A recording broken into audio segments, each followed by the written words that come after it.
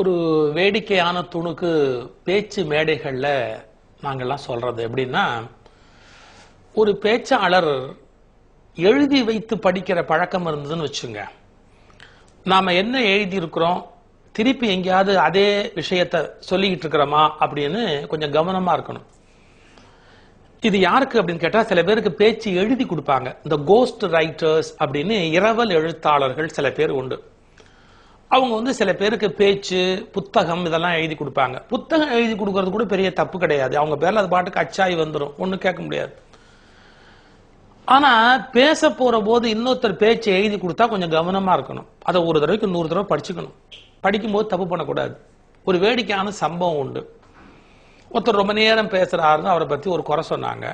உடனே அவர் பேச்சு எழுதி கொடுக்குறவர் பார்த்து சொன்னாரு, கொஞ்சம் சுருக்கமா எழுதி குடியா, ஜனங்கள்லாம் அப்படியே நொந்து வெந்து சுண்ணாம்பா போயிடுறாங்க, கொஞ்சம் சுருக்கமா எழுதி குடியா அப்படின்னாரு. சரிங்கன்னு சொல்லிட்டு அவர் அன்னைக்கு பேச்சு மேடைக்கு எழுதி ஸ்கிரிப்ட் கொண்டு வந்து வச்சாரு. அவர் படிக்கிறாரு படிக்கிறாரு படிக்கிறாரு 45 நிமிஷம் ஓடி போச்சு. கடைசியில் இவர் பேசி ஜனங்கள்லாம் செத்து சுண்ணாம்பா போய் எரிச்சல்ல இந்த பேச்சாளர் கார்ல ஏறும்போது கூட இருந்த அந்த உதவியாளரை பார்த்து, அறிவு இருக்கா அவனுக்கு அப்படின்னாரு. அந்த உதவியாளர் மனசுக்குள்ள நினைச்சுக்கிட்டார், அது இருந்தா நான் உனக்கு உதவியாளரா இருப்பேனா அப்படின்ட்டு. ஏன் சார் அப்படின்னு, சுருக்கமா பேச்சு எழுதி வைன்னு சொன்னல, நீ பாட்டுக்கு பக்கம் பக்கமா எழுதி வச்சு ஜனங்க எவ்வளவு கஷ்டப்பட்டு போயிட்டாங்க. சார் நான் 5 பக்கத்துக்கு தான் எழுதுனேன். மேடையில 10 பேர் இருக்கிறாங்க, ஒருவேளை எல்லாருக்கும் நீங்க ஒரு காப்பி கொடுப்பீங்கன்னு நான் ஜெராக்ஸ் எடுத்து வச்சிருந்தேன். நீங்க திருப்பி திருப்பி அதையே படிச்சுக்கிட்டு இருப்பீங்கன்னு நான் கண்டேன். எப்படி ஒரு பேச்சை படிச்சு முடிச்சு திரும்ப அடுத்த பேச்சை படிச்சு முடிச்சு அதுக்கும் அடுத்த பேச்சை ஜெராக்ஸ் எடுத்த காப்பியை, அதுக்கு போட்டோ காப்பின்னு சொல்லலாம், சரியான டெக்னிக்கல் பேர். அந்த போட்டோ காப்பியை திருப்பி திருப்பி நீங்க படிச்சுக்கிட்டு இருப்பீங்க அப்படின்னு நான் கண்டனா சார் அப்படின்னார். கொஞ்சம் யோசிக்கணும். இப்போ யாராவது ஒருத்தர் ஒரே போட்டோ காப்பி எடுக்க, நிழற்பட பிரதி அப்படி எடுக்கப்பட்ட ஒன்ன திருப்பி திருப்பி திருப்பி திருப்பி 5 பேச்சு, ஒரே பேச்சு 5 காப்பி படிச்சுக்கிட்டே இருந்தாருன்னா அவர் நீங்க என்னன்னு சொல்லுவீங்க? பைத்தியம் சொல்லுவீங்க, விவரம் புரியாத ஆளு அப்படிம்பீங்க. என்ன சார் இது, படிச்சுட்டே திருப்பி படிச்சுட்டு உட்காந்துருக்கிறான், அவனுக்கு அழக மூளை இருக்கா சார், எவ்வளவு கேட்போம் நம்ம. இப்ப நான் சொல்ல போற விஷயத்தோட கொஞ்சம் ஒப்பிட்டு பாருங்க. நாம தினம் வாழறோமே, நேற்றுக்கு என்ன வாழ்ந்தோமோ அதே மாதிரி இன்னைக்கு வாழ்ந்து, இன்னைக்கு என்ன வாழறோமோ அதே மாதிரி நாளைக்கு வாழ்ந்து, நாளைக்கு என்ன வாழ்ந்தோமோ அதே மாதிரி நாளைக்கு வாழ்ந்தா, ஜெராக்ஸ் காப்பியை படிக்கிற பேச்சாளனுக்கும் வாழ்கிற வாழ்க்கையே திரும்ப வாழ்கிற ஒரு மனிதனுக்கும் என்ன வித்தியாசம்? நம்ம யோசிக்கணுமா இல்லைங்களா? கொஞ்சம் யோசிச்சு பாருங்களேன். 6 மணினா காபி சாப்பிடுவேன், 8 மணினா 2 இட்லி சாப்பிடுவேன், 10 மணினா சீட்ல உட்காந்துருப்பேன், 12:30 மணினா ஒரு சூப் சாப்பிடுவேன், 1:30 மணி அப்படின்னா 2 சப்பாத்தி காய்கறி சாப்பிடுவேன், 4:30க்கு ஒரு டீ சாப்பிடுவேன், 6 மணிக்கு ஒரு லைம் டீ சாப்பிடுவேன், 8 மணிக்கு 2 சப்பாத்தி சாப்பிடுவேன், 10 அடிச்சா டக்குன்னு படுத்துருவேன், மறுபடியும் காலை 6 மணிக்கு எந்திரிச்சு காப்பி சாப்பிடுவேன். அடப்பாவி, நீ 365 நாளும் 30 வருஷம் ஆனாலும் 60 வருஷம் ஆழ்ந்தாலும் இப்படியே தான் இருக்க போற அப்படின்னா, ஒரு ஜெராக்ஸ் காப்பியை படிக்கிற, போட்டோ காப்பியை படிக்கிற ஒரு பேச்சாளனுக்கும் வாழ்ந்த வாழ்க்கையே திரும்ப வாழ்கிற ஒரு மனிதனுக்கும் ஏதாவது வித்தியாசம் இருக்கிறதா? கொஞ்சம் இது ஒரு கடுமையான ஒரு கேள்வி. அதுக்காக ஜனம் வெவ்வேறு மாதிரி வாழ முடியுமா சார்? வெவ்வேறு ஊர்ல போய் வாழ முடியுமா? கண்டதையும் திங்க முடியுமா? அப்படி இல்லை. நீங்க கொஞ்சம் யோசிச்சு பாருங்க. உங்க வாழ்க்கையிலேயே சந்தோஷமா இருந்த நாள் என்னன்னு கொஞ்சம் இந்த இதெல்லாம் ஃபார்வேர்டு ரீவைண்ட் சொல்லுவோம். அதாவது நம்முடைய பழைய பதிவு செய்து வைத்திருக்கிற விஷயங்கள்ல ரீவைண்ட், அதாவது பின்புல பார்வை, பின்னாடி திருப்பி பார்க்கறது. இப்ப நம்ம ஒரு சிடி பிளேயர் போட்டு பார்த்துக்கிட்டு இருக்கோம், அல்ல பழச பார்க்கணும்னா ரீவைண்ட் பண்ணுவோம்ல. அப்படி உங்க வாழ்க்கையை ரீவைண்ட் பண்ணுங்க. உங்க வாழ்க்கையினுடைய முற்காலத்துக்கு போங்க.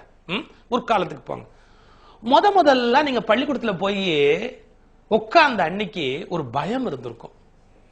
அதே மாதிரி நம்ம ஃபர்ஸ்ட் ரேங்க் அப்படின்ற அந்த ரிப்போர்ட் கார்டு நம்மகிட்ட கொடுக்கற அன்னைக்கு ஒரு சந்தோஷம் இருந்திருக்கும். ஒரு மெடல் நம்ம ஹெட்மாஸ்டர் குத்தி விட்ட அன்னைக்கு ஒரு மகிழ்ச்சி இருந்திருக்கும். ஒரு குச்சி பெரம்ப வச்சு நம்ம ஹெட்மாஸ்டர் அடிச்ச அன்னைக்கு ஒரு வலி இருந்திருக்கும். நம்மள முதல்ல யாராவது ஒருத்தர் பார்த்து ரொம்ப அழகான பையன், அழகான பொண்ணு, இந்த கன்னத்தை தடவி அப்படி முத்தம் கொடுத்த போது நம்மள அறியாமையே ஒரு பூ பூத்திருக்கும், நமக்குள்ள ஒரு பூ பூத்திருக்கும். நம்மள ஒருத்தர் பாராட்டின போது, நம்மள ஒருத்தர் திட்டின போது நம்ம சைக்கிள் கத்துக்க ஆரம்பிச்சிருப்போம். அது ஒரு பயங்கர கூத்து. ஒரு 10 வயசு 8 வயசுல யாராவது நம்ம வீட்டு வாசல சைக்கிள்ல விட்டு போயிட்டா நம்ம குரங்கு பெடல் அடிப்போம். நம்ம குரங்கு தான் பெடல் தான் பாக்கி. அதை ஒரு காலை அதை உள்ள விட்டு அவன் சைக்கிள் எடுத்துக்கிட்டு போய் ஒரு லேம்ப் போஸ்ட்ல முட்டி இல்ல ஒரு கீரைக்காரமா ஏத்தாப்புல வரும் அது மேல மோதி அது கண்ணாப்பினான்னு திட்டி நம்ம கீழே விழுந்து சராச்சிருப்போம். இது அப்பாவுக்கு தெரியாம மறைச்சிருப்போம். தெரிஞ்சா இந்த செராய்ப்பு வலியை விட பெரிய வலி அவர் உதப்பாரு. பாருங்க, நம்ம புதுசா ஒரு காரியம் பண்ணிருப்போம், அது மாதிரி கொஞ்சம் தப்பு பண்ணிருப்போம், சில பேர் ஸ்மோக் பண்ணி பார்த்துருப்பான், அப்படி இப்படி சின்ன சின்ன விஷயம் நடந்திருக்கு லைஃப்ல. த்ரில் அதெல்லாம். ஃபர்ஸ்ட் டைம் ஒரு ஸ்கூல் +2 முடிச்சுட்டு காலேஜுக்கு வந்திருப்போம், ஒரு பொண்ணு நம்மளை பார்த்து சிரிச்சிருப்பா, அது ஒரு லூசு. நம்மளை பார்த்து லேசா ஒரு சிரிப்பு சிரிச்சிருப்பா, இல்ல நாம ஒரு பொண்ணை பார்த்து சிரிச்சிருப்போம். First time in life. நீங்க பாருங்க, அதெல்லாம் மறக்க முடியுமா? அது எவ்வளவு த்ரில், எவ்வளவு விஷயம். நான் ஒரு சிறுகதை எழுதுறேன், சிறுகதை எழுதி ஒரு பத்திரிகையில, வார பத்திரிகையில அது பிரசுரமாச்சு. என்னால மறக்கவே முடியாது. நான் காலேஜ் படிக்கிற காலத்துல ஒரு பத்திரிகைக்கு சிறுகதையை எழுதி அனுப்பிச்சு அந்த பத்திரிகை அதை அச்சிட்டு போட்டு நம்ம பேர் அதுல பாக்குற போது ஒரு ரெக்கம் முளைச்சு வானத்துல பறக்கிற மாதிரி அப்படி ஒரு சந்தோஷம். பேச்சு போட்டில ஜெயிச்சு கவர்னர் கையால ஒரு பரிசு வாங்குறோம், முதலமைச்சர் கையால ஒரு பரிசு வாங்குறோம், கையை பிடிச்சு முதலமைச்சர் குலுக்குறாரு, எவ்வளவு ஒரு ஆனந்தமா இருந்திருக்கும். இப்ப நான் என்ன விஷயத்துக்கு வந்தேன்னு கவனிச்சிங்களா?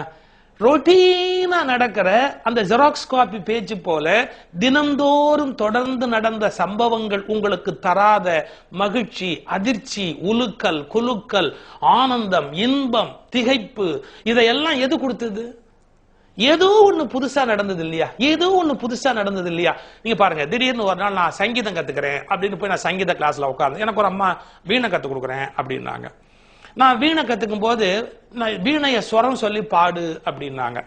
நான் பாடின உடனே அந்த டீச்சர் என்ன நினைச்சாங்களோ, உனக்கு வீணையை விட பாட்டு பிரமாதமா வருது, நீ ஏன் பாடக்கூடாது அப்படின்னாங்க. நான் கோச்சிட்டு வந்துட்டேன். நான் வீணை கத்துக்கணும்னு தான் போனேன், ஏன்னா அந்த அம்மா பாட சொல்றாங்க அப்படின்னு எனக்கு கோவம். ஆனா இப்ப நான் நினைச்சு பாக்குறேன், உனக்கு குரல் நல்லா இருக்கு, நீ பாடலாமே அப்படின்னு அந்த டீச்சர் சொன்னதை நான் கேட்டு இருந்தா ஒருவேளை நான் பாடகனா கூட மாறி இருப்பேன். இப்ப எதுக்கு சொல்ல வரேன், இந்த முதல் முறையா நான் போய் அந்த வீணையை கத்துக்க போனது, ஒரு வாகனம் ஓட்ட ஆரம்பிச்சது, அதாவது மோட்டார் பைக் எடுத்து ஓட்ட ஆரம்பிக்கிறோம், கியர் இல்லாத வெஹிக்கிள் இருந்து, ஏன் கியர் இல்லாத வெஹிக்கிள் எடுத்துக்கிட்டு தெருவில் போகும்போதே கூட ஒரு த்ரில் இருக்கும். அப்புறம் அந்த கியரோட உள்ள வெஹிக்கிளை ஓட்டும் போது ஒரு த்ரில் இருக்கும். நான் எவையெல்லாம் புதிது புதிது புதிது புதிதாக செய்தேனோ அவை என் வாழ்வில் கொடுத்த ஆனந்தத்தை பழைய பழைய பழைய பழைய பழக்கங்களை செய்கிற போது நான் அடைந்தேனா? இல்லை. நான் அமெரிக்கா போயிருந்தேன். அங்க ஒரு நண்பர் சொன்னார், வாங்க சாப்பிட போலாம் அப்படின்னாரு. வெளியில போய் ஒரு சிற்றுண்டி விடுதிக்கு நான் உங்களை அழைச்சிட்டு போறேன் அப்படின்னு. நான் சொன்னேன், இதுக்கு உங்களுக்கு என்ன வேணும் உணவு அப்படின்னாரு. எனக்கு 2 இட்லி இருந்தா போறேன். இட்லி தான் தமிழ்நாட்டில் கிடைக்குமே சார், இட்லி தமிழ்நாட்டிலே திங்கலாமே சார், அமெரிக்காவுக்கு வந்து 2 இட்லி திங்கிறதுக்கா நீங்க வந்தீங்க? வாங்க சார், ஒரு மெக்சிகன் ரெஸ்டாரண்ட் கூட்டிட்டு போறேன் அப்படின்னாரு. நான் சொன்னேன், அது நமக்கெல்லாம் சரியா வராது சார், பிடிக்கும் பிடிக்காது, ட்ரை பண்ணுங்க சார், உங்களுக்கு பிடிக்கலன்னா இட்லி மாவு வீட்டுல இருக்க, நான் திரும்ப வந்தவொன்னு உங்களுக்கு இட்லி போட்டு தர சொல்றேன், வாங்க மெக்சிகன் ரெஸ்டாரண்ட் போவோம் அப்படின்னு கூட்டிட்டு போனார்.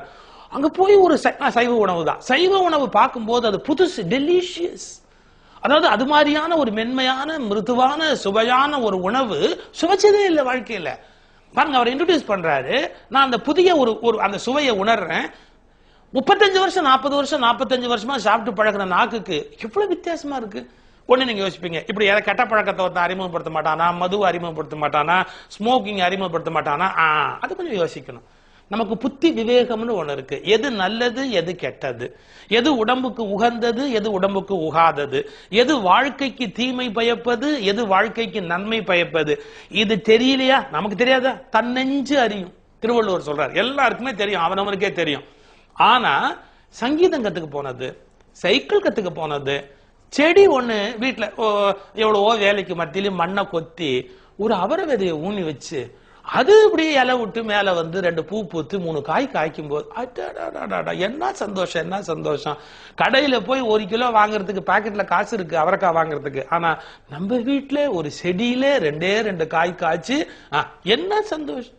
ஒரு ரோஜா செடி வச்சு அதுல ஒரே ஒரு ரோஜா பூ பூக்குது, ஒரே ஒரு மல்லிகை பூ பூக்குது, அதை எடுத்துட்டு வந்து பூஜையில சாமிக்கு போடும்போது 15 ரூபாய் முழம்னு கொடுத்து ஒரு மல்லிகைப்பூ ஒரு முழம் வாங்கி போடுறது ஒண்ணுதான். நம்ம வீட்டு தோட்டத்துல ஒரு இலையில ஒரே ஒரு மொட்டு கட்டின ஒரு மல்லிகைப்பூ இருக்கு இல்லையா, அதை எடுத்து சாமிக்கு போடுற போது இருக்கிற சந்தோஷம் 15 ரூபாய் முழம் வாங்கி போடுறதுல இருக்காது. ஏன் இருக்காது? அது எங்க வேணாலும் ரொட்டீன் சார். அது இது புதுசு. ஒரு செடியை நட்டுருக்கிறீங்க, அதுல புதுசா வந்திருக்கு, அதுல இருந்து வந்துருக்கு. ஒரு டிராயிங் போட நம்ம முயற்சி பண்ணிருக்கோம், ஒரு சமையல்ல ஒரு புதுசா உனக்கு கத்துக்கிட்டு இருக்கிறோம், இதை செஞ்சு பார்க்கலாமே அப்படின்னு புதுசா ஒரு டிஷ் நாமளும் உட்காந்து சமைச்சு பார்க்கறோம். ஆம்பளைங்க ஞாயிற்றுக்கிழமையில சமைச்சு பழகணும். எப்ப பார்த்தாலும் அது மனைவி தான் செய்யணும் அப்படி இருக்கக்கூடாது. நான் இன்னைக்கு கிச்சனுக்கு வரேன், வா நான் செய்யறேன். செஞ்சு பார்த்தாதான் லைஃப்ல ஒரு த்ரில் இருக்கும், ஒரு மகிழ்ச்சி இருக்கும். இப்ப நான் எந்த சீக்கிரட்டை ஓபன் பண்ணிருக்கேன்னு பாத்தீங்களா? என்ன, இன்று புதிதாய் பிறந்தோம் அப்படிங்கிறான் பாரதி. நீங்கள் எப்போதெல்லாம் புதிய அனுபவங்களுக்கு திறப்பு விழா செய்கிறீர்களோ அப்போதுதான் நீங்கள் அதிக ஆனந்தத்தோடு இருந்திருக்கிறீர்கள். நேற்று போலவே இன்றைய வாழ்க்கையும் ஒரு போட்டோ காப்பியாக, ஜெராக்ஸ் காப்பியாக இருப்பது என்பது நமக்கு சரியாக வாழ தெரியவில்லை என்பதனுடைய பொருள். புதிய நண்பர்கள், புதிய சங்கீதம், புதிய பொழுதுபோக்கு, புதிய நல்லுணவு, புதிய காற்று, புதிய நட்பு என்றெல்லாம் வாழ்க்கையை மனிதன் புதுப்பித்துக் கொண்டே போக வேண்டும். அப்படிப்பட்டவர்களுக்கு ஆனந்தத்திற்கு ஒரு நாளும் பஞ்சம்.